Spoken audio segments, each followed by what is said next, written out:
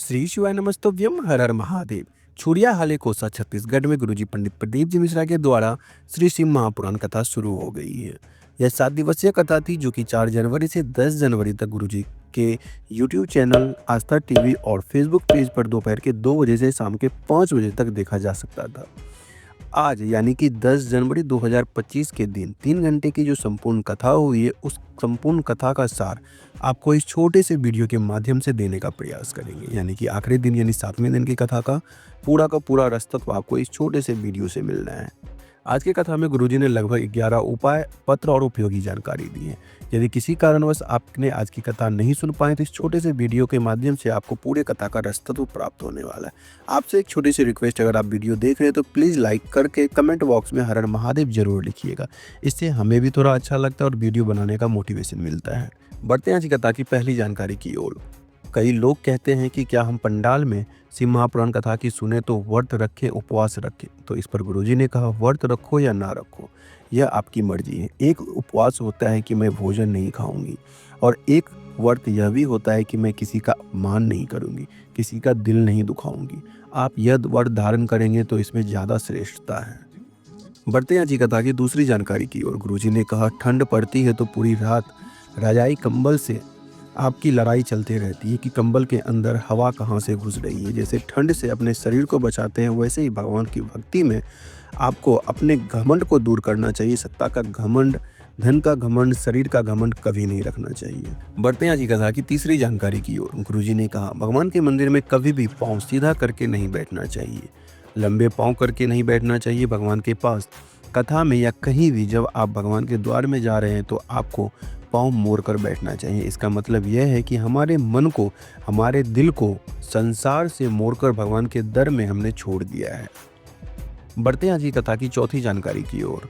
गौ और गुरु और गोविंद के सामने कभी भी लंबे पाँव कर मत बैठना। गुरुजी ने कहा, इनके सामने हमेशा पाँव मोड़कर बैठना चाहिए। यदि आप पाँव मोड़कर नहीं यानी लंबे पाँव भी बैठोगे तो इसके सामने ये आपको कुछ नहीं बोलेंगे, पर आपको पाप लग जाता है। बढ़ते हैं आज की कथा की पांचवी जानकारी की ओर। गुरुजी ने कहा, आप शिवरात्रि व्रत कर रहे हैं, सोमवार की अष्टमी का व्रत कर रहे हैं, या प्रदोष या पशुपतिनाथ व्रत कर रहे हैं, कोई भी व्रत कर रहे हैं, भोलेनाथ का कोई भी व्रत आप धारण कर रहे हैं, तो उसमें आपको जो भोलेनाथ को अक्षत यानी मतलब चावल के दाने, साबुत चावल के दाने अर्पित करते हैं, उसमें एक ही सही पर चावल के दाने को पीला किया जाता है और भोलेनाथ को अर्पित किया जाता है। और अक्षत को पीला करने के लिए आप या तो हल्दी या तो पीले चंदन का भी उपयोग कर सकते हैं। यह इसलिए किया जाता है कि आप भोलेनाथ को अपने घर पर आमंत्रित कर रहे हैं। बढ़ते हैं आज की कथा की छठवीं जानकारी की ओर।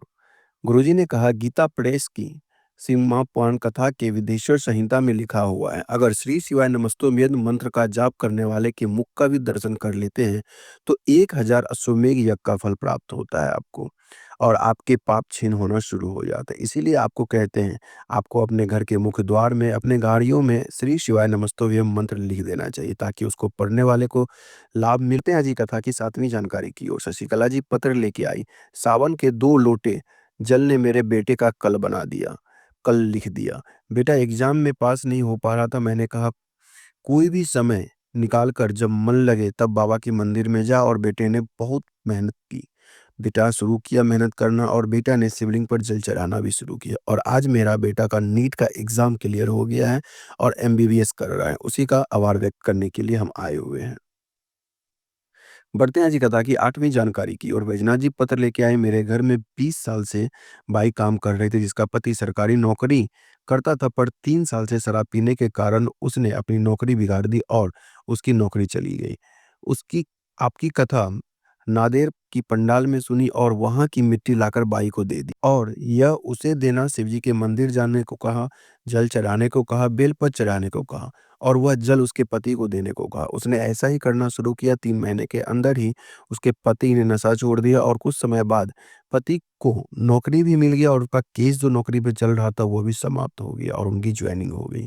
उसी का आभार व्यक्त करने के लिए आए हुए हैं। बढ़ते हैं आज की कथा की 9वीं जानकारी की ओर। गुरु जी ने कहा, अगर प्रेम में या मित्रता में धन सामने आ रहा है तो वह प्रेम नहीं है, मित्रता नहीं है, और मित्रता और प्रेम में मांगा ना जाए, मुख की दशा देखकर ही स्वयं दे दिया जाए।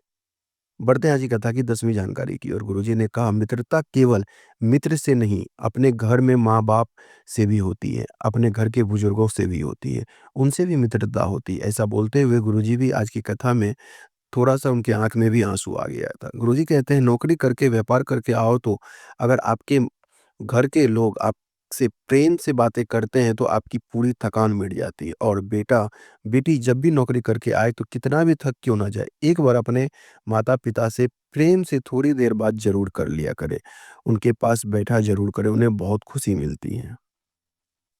बढ़ते हैं आज की कथा की 11वीं जानकारी की ओर। कई लोग कहते हैं कि आप जो है तुमरुका जी का मंदिर बनवा रहे हैं, तुमरुका जी का बेल वाटिका कुबेश्वर धाम में क्यों बना रहे हैं?